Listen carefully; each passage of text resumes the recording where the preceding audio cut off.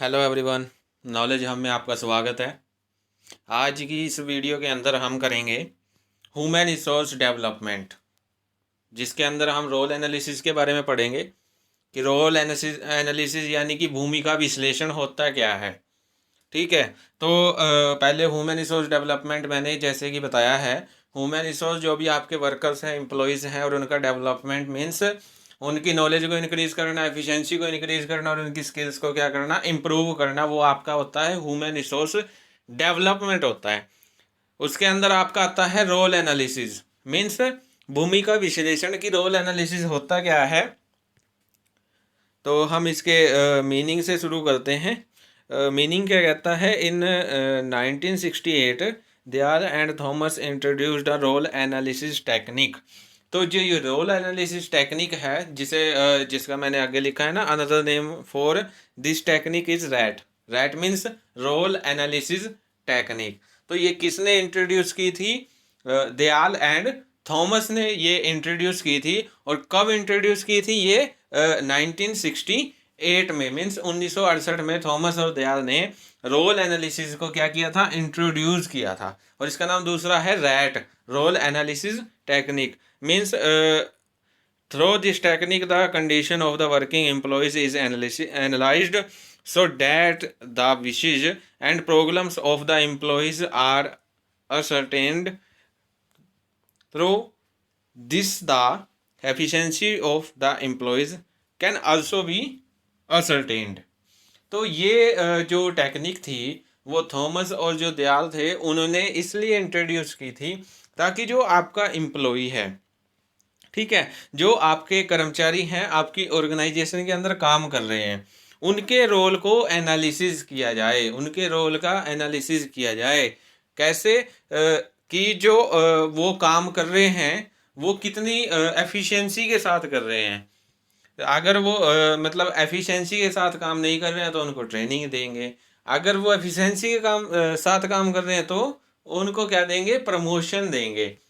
तो ये role analysis है। ये जो मतलब कि आपके एम्प्लॉयज़ होता है, उनकी जो विल होती है, जो इच्छाएं होती हैं, और उनकी जो मतलब कि प्रॉब्लम्स होती हैं, उनके बारे में क्या करते हैं? पता करते हैं। और इस टेक्निक के द्वारा किसका भी पता लगाया जा सकता है? जो आपके एम्प्लॉयज़ हैं, उनकी एबिलिटी, उनकी एफिशिएंसी, उनकी नॉलेज का भी पता लगाया जा सकता है। और उनकी योग्यता का भी पता लगाया जा सकता है, एबिलिटी का भी पता लगाया जा सकता है कि वो जिस रोल पे काम कर रहे हैं उस रोल के लिए वो योग्य है भी हैं या नहीं है। अगर है तो उनको, जैसे वो काम कर रहे हैं उनको करते देना चाहिए। अगर वो नहीं है तो उनको या तो ट्रेनिंग प्रोवाइड करवानी पड़ेगी, उनका डेवलपमेंट करना पड़ेगा, नॉलेज को इंक्रीज करना पड़ेगा। तो ये था आपका रोल एनालिसिस। मीन्स जब हम किसी एम्प्लॉय के रोल को एनालाइज्ड करते हैं, एनालाइज्ड मैंने बता दिया, उनकी विल्स को जानते हैं, इच्छाओं को जानते हैं, उनकी प्रॉब्लम्स को देखते हैं, और उनकी एफिशिएंसी, उनकी नॉलेज, उस कार्य का क्या करते हैं? एनालिसिस करते हैं। तो डेट्स द रोल एनालिसिस। और उसके बाद इसकी एक प्रोसेस आती है, छोटी सी प्रोसेस है रोल एनालिसिस की, जिसके अंदर हमने 4 पॉइंट ही हैं। तो फर्स्ट आपका आता है एनालिसिस ऑफ वर्क रोल, कार्य भूमिका का विश्लेषण। इसके अंदर क्या है कि फर्स्ट स्टेप आपका क्या कहता है कि इसमें जो आपके एम्प्लॉयज़ हैं उनके जो कार्य है, कार्य मीन्स जो भी वो काम कर रहे हैं और जो भी वो वर्क कर रहे हैं, उसकी क्या भूमिका है, उसका एक फर्म में कितना योगदान है, जो वो कार्य कर रहा है उसका मतलब कि उसका रोल क्या है, उसका जो वर्क है उसका एक ऑर्गेनाइजेशन में क्या रोल है, किस प्रकार से वो योगदान दे रहा है, उसका एनालिसिस करेंगे फर्स्ट स्टेप के अंदर। सेकंड स्टेप क्या कहता है? Analysis of work role in group. अब फर्स्ट में क्या था कि एक कर्मचारी है, ठीक है, उसके रोल का हम क्या करते हैं? एनालिसिस करते हैं। उसके द्वारा किए जाने वाला कोई भी काम, उसके काम का जो रोल है उसको एनालिसिस करते हैं। सेकंड स्टेप में क्या कहता है? सेकंड स्टेप में पूरे ग्रुप, मीन्स कर्मचारियों का एक समूह है, एम्प्लॉय का एक ग्रुप है। अब उनके द्वारा जो सामूहिक कार्य किया गया है, जो भी ग्रुप वर्क किया गया है, उस ग्रुप वर्क का एक ऑर्गेनाइजेशन में क्या रोल है, हम उसका एनालिसिस करेंगे। ठीक है। और उसके बाद आपका थर्ड पॉइंट आता है एक्सपेक्टेशन ऑफ अदर एम्प्लॉयज़। अब ये पॉइंट क्या कहता है कि इसके अंदर हम क्या विश्लेषण करते हैं, क्या एनालिसिस करते हैं कि जो आपके एम्प्लॉयज़ हैं, जितने भी आपके एम्प्लॉयज़ हैं जो काम कर रहे हैं, उनकी एक्सपेक्टेशन क्या है, उनकी अपेक्षाओं का क्या करते हैं, विश्लेषण करते हैं, उनकी एक्सपेक्टेशन का क्या करते हैं, एनालिसिस करते हैं थर्ड स्टेप में। फोर्थ स्टेप में क्या करते हैं, डेवलपमेंट ऑफ वर्क रोल, कार्य भूमिका का विकास। अब फाइनल स्टेप है, तो फाइनल स्टेप में क्या करेंगे, मतलब जो भी हमने ऊपर से जो भी लिया है, मीन्स उनके जो वर्क रोल है उसका क्या क्या रोल है, जो उनका मेरे ख्याल से वो क्या कहते हैं, ग्रुप ग्रुप वर्क है, उसका क्या रोल है, और जो मतलब कि अदर एम्प्लॉयज़ हैं उनकी क्या एक्सपेक्टेशंस हैं, उन सब को जानने के बाद लास्ट में जो जो उनकी प्रॉब्लम्स हैं उनके हिसाब से उनको क्या देंगे, सॉल्यूशन देंगे। किसी के वर्क रोल को डेवलपमेंट की ज़रूरत है तो उसको क्या देंगे, डेवलपमेंट देंगे। ये आपका फाइनल स्टेप कहता है। तो ये थी आपकी प्रोसेस। अब उसके बाद आता है नीड्स ऑब्जेक्टिव्स की, उसके बेनिफिट्स क्या क्या हो सकते हैं रोल एनालिसिस करने के। फर्स्ट आता है helpful in the planning, planning करने में सहायक है। कैसे, जैसे रोल एनालिसिस आपने किया, ठीक है, रोल एनालिसिस को से मतलब कि जो भी आपके रोल हैं उनके उनसे रिलेटेड जो भी इंफॉर्मेशन है उसके बारे में आपको पता चल जाता है रोल एनालिसिस से, ठीक है। और इन्हीं इंफॉर्मेशन के बेस पे आप क्या करते हो, अपनी प्लानिंग को तैयार करते हो, ठीक है। तो इसमें क्या है कि जो रोल एनालिसिस है वो आपकी प्लानिंग करने में भी हेल्प करता है, वो मैंने बता दिया है। उसके बाद आता है सेकंड स्टेप आता है आइडेंटिफाई प्रॉब्लम्स ऑफ एचआरएम, मानव संसाधन। मानव संसाधन कौन होते हैं, आपके एम्प्लॉयज़, जो भी उनकी समस्याएं हैं, जो भी उनको मैनेज करने में जो समस्या आ रही है, उनकी ट्रेनिंग में कुछ समस्या आ रही है, रिक्रूटमेंट में, सिलेक्शन में, और इसके अलावा परफॉर्मेंस अप्रेजल में कोई अगर प्रॉब्लम आ रही है तो उसको हम रोल एनालिसिस के जरिए क्या कर सकते हैं, जान सकते हैं। उसके बाद कार्य भूमिका में परिवर्तन, चेंज इन रोल एनालिसिस।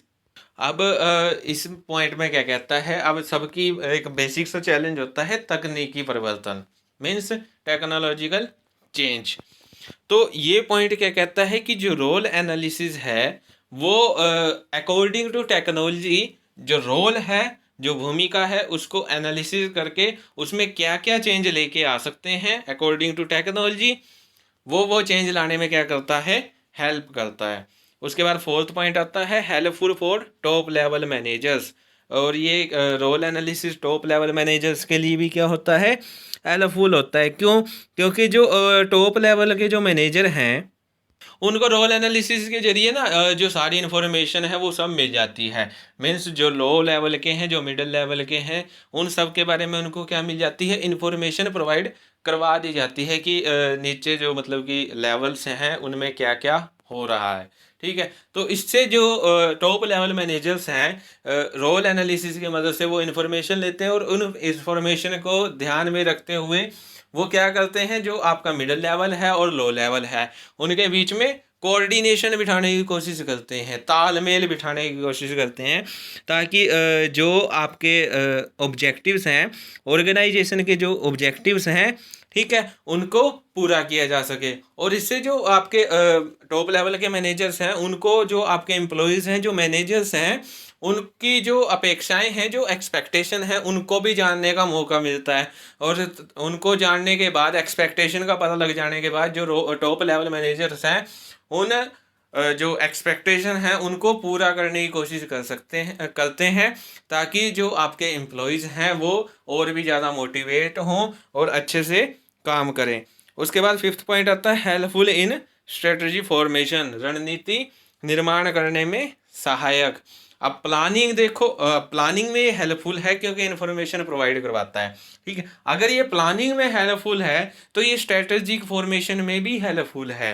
क्यों, क्योंकि सारी स्ट्रेटजीज का जो मतलब कि फॉर्मेशन होता है वो किसके अकॉर्डिंग होता है, रोल एनालिसिस के। रोल एनालिसिस के द्वारा जो मतलब कि आपके मैनेजर्स होते हैं उनको हर एक पोस्ट, हर एक लेवल, और जो आपका हर एक एम्प्लॉई है, और जो भी आपके सबॉर्डिनेट्स हैं, सुपरवाइजर्स हैं, उनके बारे में सारा ज्ञान हो जाता है, सारी इन्फॉर्मेशन मिल जाती है।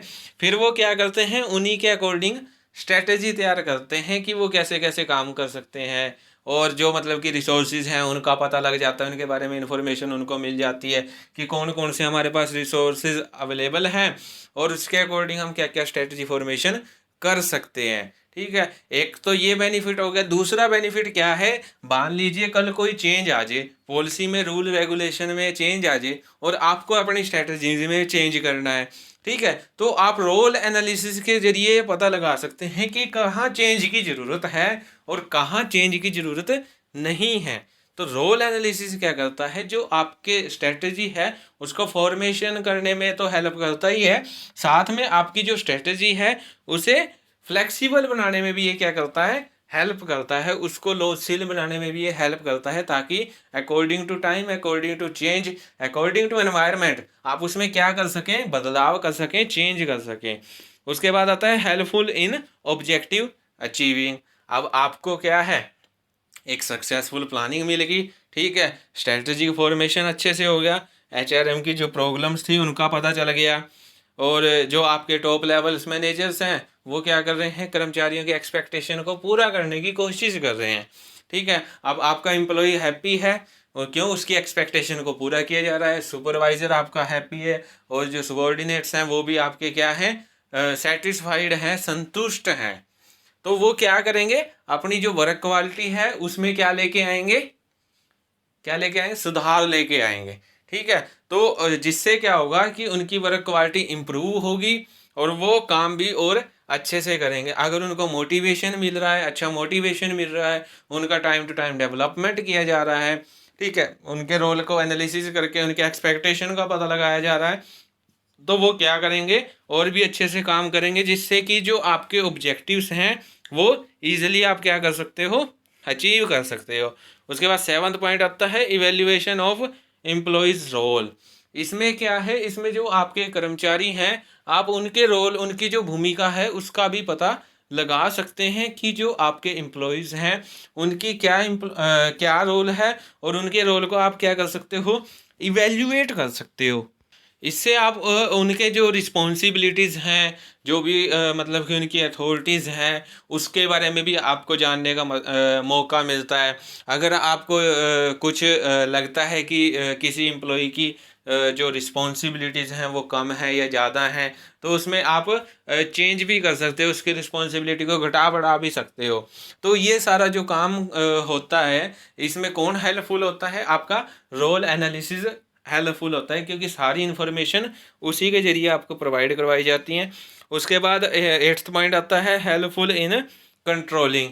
अब जो आपका रोल एनालिसिस है वो कंट्रोल करने में भी हेल्पफुल होता है, वो प्लानिंग में हेल्पफुल है, स्ट्रेटजीज में हेल्पफुल है, तो वो जाहिर सी बात है कि वो आपकी जो कंट्रोलिंग है, जो आप नियंत्रण करते हो, उसमें भी हेल्पफुल होगा।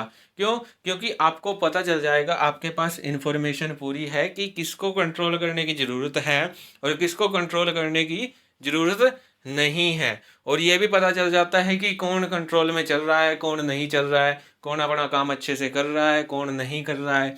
ठीक है, तो इससे आप जो कंट्रोलिंग है वो भी और अच्छे से कर सकते हो कि किसको कंट्रोलिंग की ज़रूरत है और किसे कंट्रोलिंग की ज़रूरत नहीं है।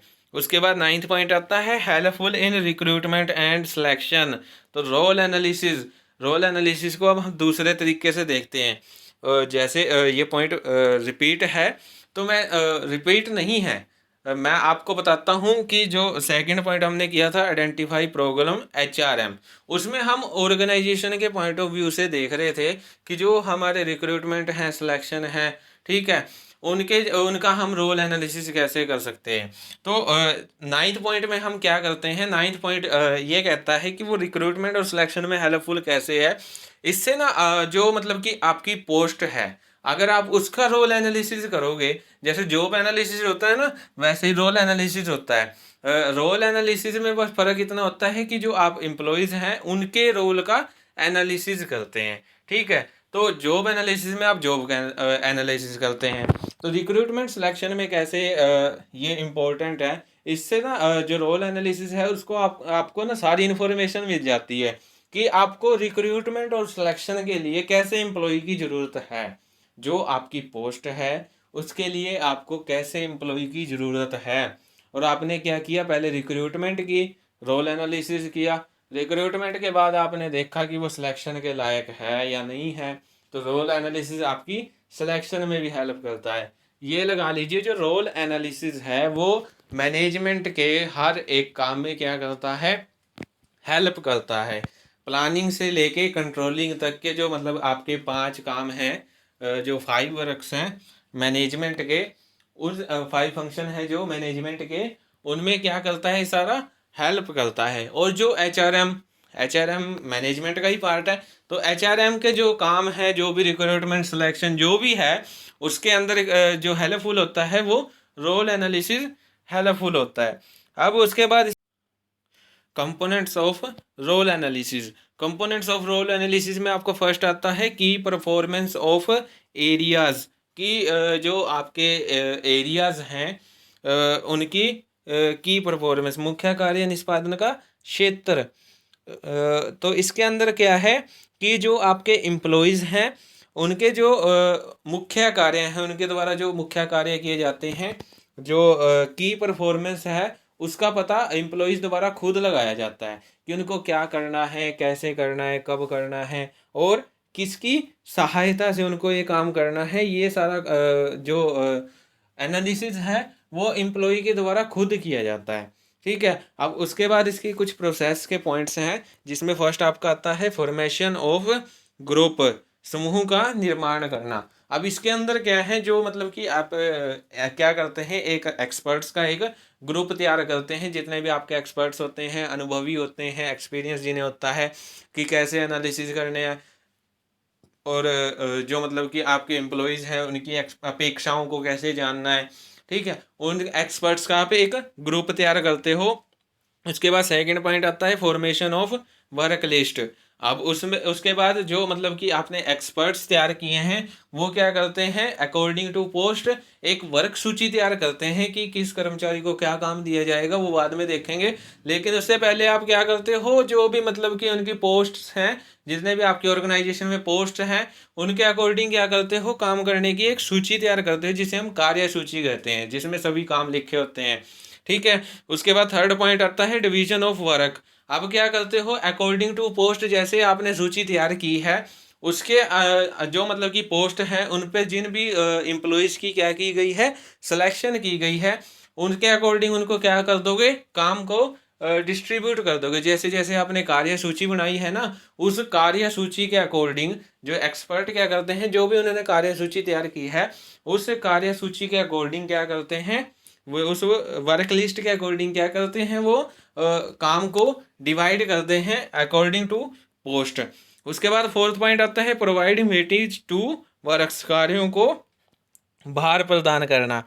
अब इस पॉइंट में वो क्या करते हैं, वो क्या करते हैं, कार्यों को भार प्रदान करते हैं। कैसे, मीन्स जो इम्पोर्टेंट वर्क होते हैं, ठीक है, उनको क्या देते हैं, वो ज़्यादा अटेंशन देते हैं, और जो मतलब कि कम इम्पोर्टेंट होते हैं उनकी तरफ वो इतना ध्यान नहीं देते। तो ये आप वो फोर्थ स्टेप में करते हैं। उसके बाद फिफ्थ पॉइंट आता है प्रियोरिटी ऑफ मेन वर्क।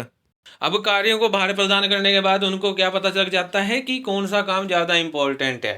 ठीक है, तो फिफ्थ स्टेप में उनको ये पता लग जाता है कि कौन से आपके काम ज़्यादा इम्पोर्टेंट हैं, कौन से आपके मुख्य कार्य हैं, मेन वर्क क्या है। फिर वो क्या करते हैं, लास्ट पॉइंट में उस मेन वर्क को क्या करते हैं, प्रायोरिटी देते हैं। तो जो आपका ये फर्स्ट जो आपका कंपोनेंट है रोल एनालिसिस का, इसमें सिर्फ मेन वर्क को ही ढूंढा जाता है, मेन वर्क का ही एनालिसिस किया जाता है, उसको खोजा जाता है कि मेन वर्क क्या है, मुख्य काम क्या है। तो ये 5 स्टेप हैं जिनके जरिए आप जो आपके परफॉर्मेंस एरिया है, मुख्य निष्पादन क्षेत्र है, उसका आप क्या कर सकते हो, पता लगा सकते हो। उसके बाद सेकंड पॉइंट आता है क्रिटिकल एट्रीब्यूट्स, समीक्षात्मक गुण। अब इसमें क्या है कि जो मतलब कि आपके एम्प्लॉयज़ हैं उनके जो भी मतलब कि उनके व्यक्तिगत गुण हैं, जो भी उनकी करैक्टरिस्टिक्स हैं, पर्सनल जो एट्रीब्यूट्स हैं उनके, जैसे कि उनके फिजिकल एट्रीब्यूट्स हो गए, मेंटली एट्रीब्यूट्स हो गए, उनकी एजुकेशन, उनकी एज, उनकी एक्सपीरियंस, उनकी ऑनेस्टी और उनकी वर्क के लिए डेडिकेशन, इसको इसमें क्या किया जाता है, शामिल किया जाता है। जो मतलब कि क्या है, एक एम्प्लॉई है उसके रोल को क्या करती हैं, अफेक्ट करते हैं, उसके वर्क रोल को क्या करते हैं, अफेक्ट करते हैं, क्योंकि जो जितना ज़्यादा ईमानदार होगा वो उतना अच्छा काम करेगा, जिसमें जितनी ज़्यादा डेडिकेशन होगी वो उतना बढ़िया क्या करेगा, काम करेगा। ठीक है, उसके बाद इसके कुछ मेथड्स आते हैं जिनके जरिए आप क्या करते हैं, क्रिटिकल एट्रीब्यूट्स को फाइंड आउट करते हैं। ठीक है, तो फर्स्ट मेथड आपका क्या कहता है, ऑब्जर्वेशन। ऑब्जर्वेशन जैसे कि पता है कि इसमें क्या है, ऑब्जर्वेशन के जरिए जो मतलब कि आपके एम्प्लॉयज़ हैं उनके गुणों का पता लगाया जाता है, एट्रीब्यूट्स का पता लगाया जाता है। ऑब्जर्वेशन जैसे कि सबको पता है क्या करते हैं वो,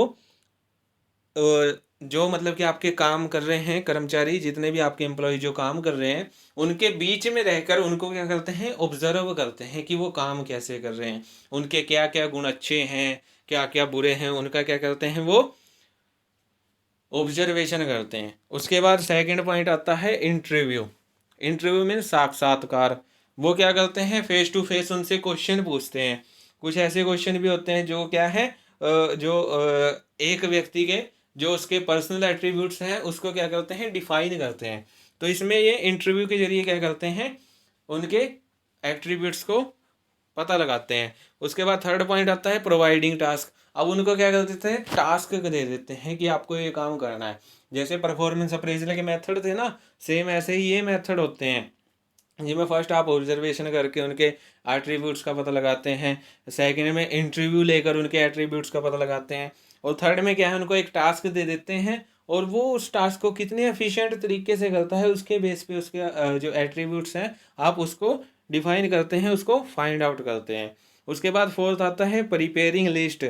लास्ट में क्या आता है, प्रिपेयरिंग लिस्ट। आप क्या करते हो, जो मतलब कि पिछली जो कार्य भूमिका है, पिछली जो वर्क लिस्ट है, जो वर्क भूमिका है, कार्य भूमिका है, उसका और जो प्रेजेंट की कार्य भूमिका है उनका आपस में क्या करते हो, कंपैरिजन करते हो, तुलनात्मक अध्ययन करते हो, और उसके बेस पे क्या करते हो, एक सूची तैयार करते हो उनके गुणों की।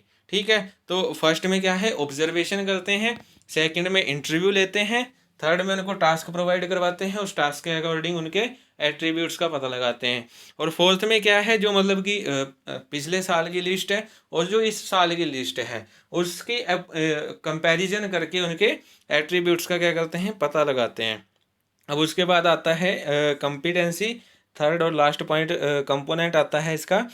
कॉम्पिटेंसी क्या होता है, इस कंपोनेंट्स में क्या है कि जो मतलब कि कॉम्पिटेंसी है, जो योग्यता है, उसको पता लगाने के लिए क्या करते हैं, रोल एनालिसिस करते हैं। ठीक है, इसमें क्या रोल एनालिसिस क्या करते हैं, उनकी योग्यता का पता लगाते हैं, क्योंकि जो मतलब कि चेंजेबल एनवायरनमेंट है, बदलता वातावरण है, उसमें क्या है, एक योग्य व्यक्ति का होना जरूरी है। अगर वो व्यक्ति इतना योग्य है कि वो चेंजेबल एनवायरनमेंट में सर्वाइव कर सकता है तो वो क्या है, एक अच्छा एम्प्लॉय मान लिया जाता है। ठीक है, तो इसमें क्या है, उनकी योग्यता का पता लगाया जाता है। अब इसकी कुछ कैरेक्टरिस्टिक आती हैं, जिसमें फर्स्ट है अभिप्रेरणा यानी कि मोटिवेशन। जो मतलब कि योग्यता होती है, जो कॉम्पिटेंसी होती है, वो एक मोटिवेशन के रूप में भी काम करती है, जिससे कि जो मतलब कि आपके एम्प्लॉयज़ हैं वो पर्सनल ऑब्जेक्टिव्स और जो ऑर्गेनाइजेशन के जो ऑब्जेक्टिव्स हैं उनको क्या कर सकते हैं, आसानी से अचीव करने में क्या करते हैं, हेल्प करते हैं। ठीक है, उसके बाद आता है इमेज की। जो योग्यता है, जो कॉम्पिटेंसी है, वो एक कर्मचारी की इमेज है, एम्प्लॉय की क्या है, एक छवि है। कैसे, जैसी उसकी योग्यता होगी वैसी उसकी क्या होगी, इमेज होगी। योग्यता अच्छी है तो इमेज भी अच्छी होगी।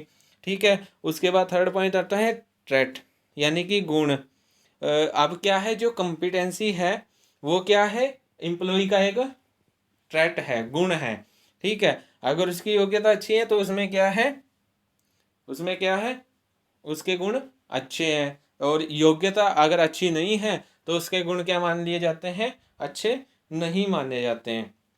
तो जो कॉम्पिटेंसी है वो क्या है, एक ट्रेट के रूप में भी एम्प्लॉयज़ के अंदर है। और उसके बाद फोर्थ पॉइंट आता है नॉलेज, यानी कि ज्ञान। और जो मतलब कि कॉम्पिटेंसी है, जो योग्यता है, उसको एक नॉलेज भी माना जाता है। क्यों? क्योंकि जो कॉम्पिटेंसी है वो एम्प्लॉय को कई परिस्थितियों में निकलने के बाद, कई सिचुएशंस हैंडल करने के बाद, या कई प्रकार की नॉलेज प्राप्त करने के बाद, ठीक है, उसके बाद ही उसकी जो योग्यता है वो उसे प्राप्त होती है। विभिन्न कई प्रकार के एक्सपीरियंस उसे लेने पड़ते हैं, नॉलेज को इंक्रीज करना पड़ता है, उसके बाद उसे क्या मिलती है, योग्यता मीन्स कॉम्पिटेंसी मिलती है। उसके बाद फिफ्थ पॉइंट आता है कौशल, यानी कि स्किल्स। अब जो मतलब कि कॉम्पिटेंसी होती है, ठीक है, वो जो आपके एम्प्लॉयज़ होते हैं उनके कुशलता पे बेस्ड होती है। अगर उनकी कुशलता अच्छी है तो इट मीन्स कॉम्पिटेंसी उनकी क्या है, अच्छी है। उनकी एफिशिएंसी पे क्या है, वो बेस्ड है। एफिशिएंसी अच्छी है तो जो कॉम्पिटेंसी है वो भी अच्छी है, ठीक है। तो ये आपके कुछ कंपोनेंट्स थे रोल एनालिसिस के।